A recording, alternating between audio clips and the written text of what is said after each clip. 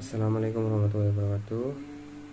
Baik, saya akan menjelaskan tentang materi pengukuran kinerja dan pengawasan koperasi. Apa itu kinerja?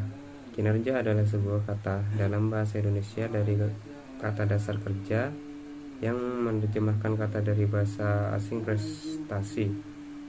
Bisa pula berarti hasil kerja. Kinerja dalam organisasi merupakan jawaban dari berhasil atau tidaknya tujuan organisasi yang telah ditetapkan. Para atasan atau manajer sering tidak memperhatikan kecuali sudah sangat buruk atau segala sesuatu jadi serba salah. Pengukuran kinerja merupakan suatu alat manajemen yang digunakan untuk meningkatkan kualitas pengambilan keputusan dan akuntabilitas. Proses pengukuran kinerja seringkali membutuhkan penggunaan bukti statistik untuk menentukan tingkat kemajuan suatu organisasi dalam meraih tujuannya. Tujuan mendasar dibalik dilakukan pengukuran adalah untuk meningkatkan kinerja secara umum. Prinsip-prinsip dalam pengukuran kinerja yaitu 1. Seluruh aktivitas kerja yang signifikan harus diukur. 2. Pengerjaan yang tidak diukur atau dinilai tidak dapat dikelola karena darinya tidak ada informasi yang bersifat objektif untuk menentukan nilainya. 3. Kerja yang tak diukur sebaiknya diminimalisir atau bahkan ditiadakan. 4. Keluaran kinerja yang diharapkan harus ditetapkan untuk seluruh kerja dan diukur. 5. Hasil keluaran menyediakan dasar untuk menetapkan akuntabilitas hasil alih sekedar mengetahui tingkat usaha. 6. Mendefinisikan kinerja dalam artian hasil kerja semacam apa yang diinginkan adalah cara manajer dan pengawas untuk membuat penugasan kerja operasional. 7. Pelaporan kinerja dan analisis variansi harus dilakukan secara periodik. Yang ke-8, pelaporan yang kerap memungkinkan adanya tindakan korektif yang segera dan tepat waktu. Berikutnya yaitu kelembagaan, keanggotaan, permodalan, volume usaha, aset, dan SHU. Secara garis besar, lembaga koperasi merupakan sebuah lembaga keuangan yang merazaskan kekeluargaan dan bergotong royong, dan tujuannya pun tak lain untuk meningkatkan taraf ekonomi anggotanya dan masyarakat sekitar. Kelembagaan, organisasi koperasi adalah alat untuk mencapai tujuan, sedangkan struktur organisasi adalah susunan dan hubungan antara komponen dan antara posisi dalam sebuah perusahaan.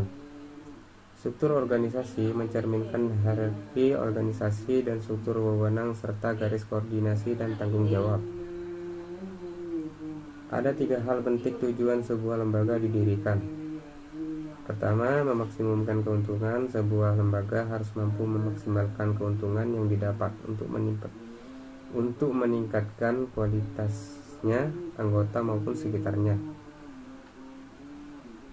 Yang kedua, memaksimumkan nilai perusahaan. Setelah sebuah lembaga mendapatkan keuntungan maksimal, lembaga itu pun harus melaksanakan nilai yang diemban sejak didirikan. Yang ketiga, meminimumkan biaya. Untuk melaksanakan kedua poin tersebut, sebuah lembaga harus mampu memanfaatkan resource yang ada ataupun yang terbatas untuk mengefisiensikan pelaksanaannya. Keanggotaan. Anggota koperasi merupakan pemilik dan juga pengguna jasa koperasi. Dalam koperasi ada pula anggota luar biasa. Dikatakan luar biasa. Anggota luar biasa dikatakan luar biasa bila persyaratan untuk menjadi anggota tidak sepenuhnya dapat dipenuhi, seperti yang ditentukan dalam anggaran dasar. Syarat keanggotaan koperasi. Yang pertama, setiap warga negara Indonesia atau WNI yang mampu melakukan tindakan hukum atau badan hukum koperasi yang memenuhi persyaratan. Yang kedua, menerima landasan dan asas koperasi. Yang ketiga, bersedia melakukan kewajiban-kewajiban dan hak-haknya sebagai anggota. Volume usaha. Volume usaha adalah total nilai penjualan atau penerimaan dari barang dan jasa pada suatu periode atau tahun buku yang bersangkutan. Dengan demikian, volume usaha koperasi adalah akumulasi nilai penerimaan barang dan jasa sejak awal tahun buku sampai akhir tahun buku. Aktivitas ekonomi koperasi pada hakikatnya dapat dilihat dari besarnya volume usaha koperasi tersebut. Kegiatan atau usaha yang dilakukan oleh koperasi bisa memberikan manfaat yang sebesar-besarnya terutama bagi perusahaan lah. Berikutnya tentang permodalan. Modal jangka panjang diperlukan untuk menyediakan fasilitas fisik bagi koperasi seperti untuk pembelian tanah, gedung, mesin-mesin, dan kendaraan-kendaraan yang diperlukan oleh koperasi. Berikutnya, modal jangka pendek diperlukan oleh koperasi untuk membiayai kegiatan operasional koperasi seperti gaji, pembelian bahan baku, pembayaran pajak dan asuransi, biaya penelitian, dan sebagainya. Sumber permodalan berasal dari modal pribadi dan modal pinjaman yang telah dijelaskan di pertemuan lalu. Kemudian ada aset sebagai penggerak ekonomi rakyat dan sebagaimana soko guru perekonomian nasional. Koperasi sering mendapatkan hubungan dari berbagai pihak dalam bentuk bantuan atau sumbangan barang modal untuk menjalankan usahanya.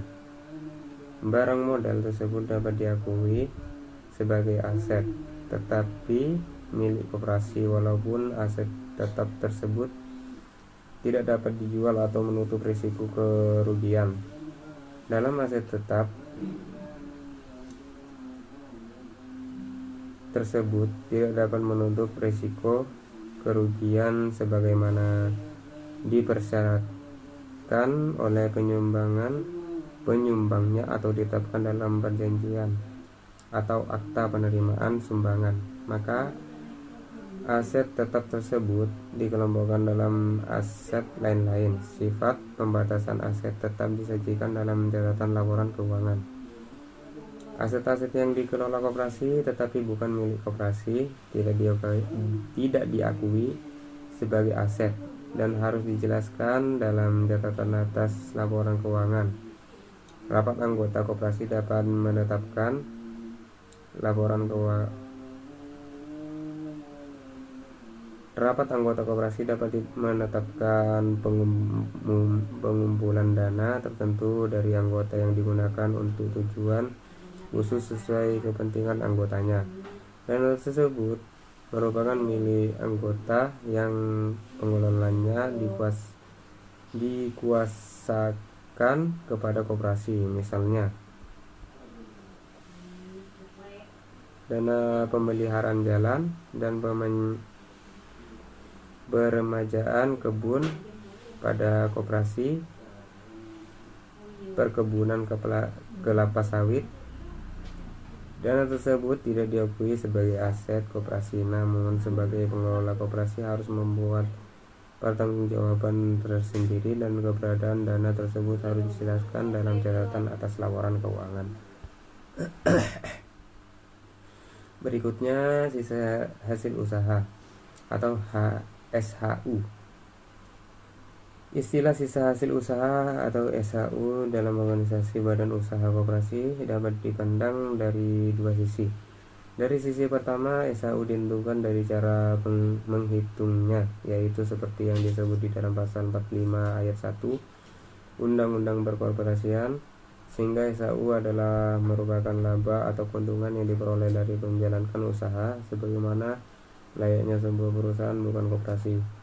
Dari sisi kedua, sebagai badan usaha yang mempunyai karakteristik dan nilai-nilai tersendiri, maka sebutan sisa hasil usaha merupakan makna yang berbeda dengan keuntungan atau laba dari badan usaha bukan koperasi.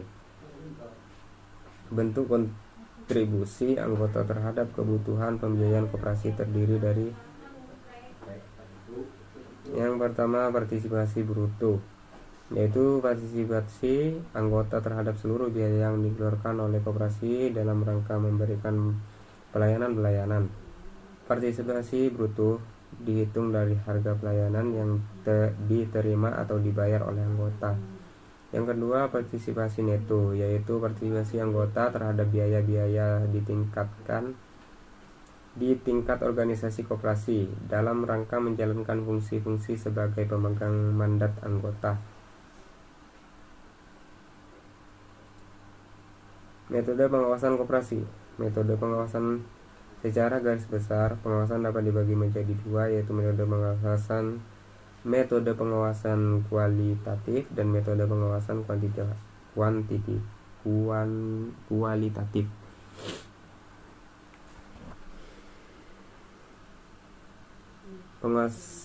Pengawasan kualitatif dilakukan oleh manajer untuk menjaga performance organisasi secara keseluruhan, sikap serta performance karyawan.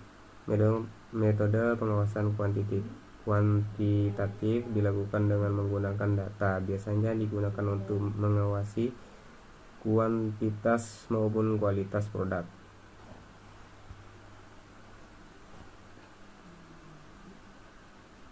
Sekian dari saya, kurang lebihnya mohon maaf. Wassalamualaikum warahmatullahi wabarakatuh.